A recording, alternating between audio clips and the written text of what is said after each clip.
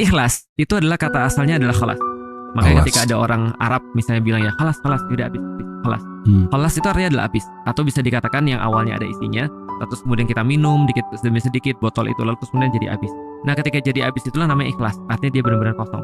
Nah di dalam pandangan Allah terhadap manusia, ketika manusia itu punya segala sesuatu di dunia yang dianggap penting, gitu kan ya, pada awalnya ketika dia belum kenal dengan Allah, semua di dunia itu dianggap penting.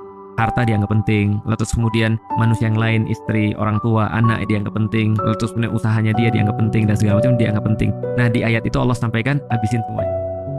Qul huwallahu ahad, katakan Allah satu-satu. Yeah. Nah Allahus samad, tempat Allah tempat kita bergantung. Lam yalid wa lam yulad, dia tidak beranak dan tidak diperanakkan. Wa lam yakul lahu kufuwan ahad, dan tidak ada satupun yang sama dengan dia. Artinya Allah pengen bilang bahwasanya gini, ya kamu mungkin selama ini kamu masih punya segala sesuatu nih, tapi setelah terus kemudian kamu memahami seluruh Al-Quran gitu kan ya, maka habisin itu semua dan gak ada yang lain selain Allah. Itu adalah inti daripada kebenaran. Itu ada ikhlas. Ada orang bilang gini, ikhlas adalah gak nyebut-nyebut. Makanya di dalam surat Al-Ikhlas gak nyebut ikhlas.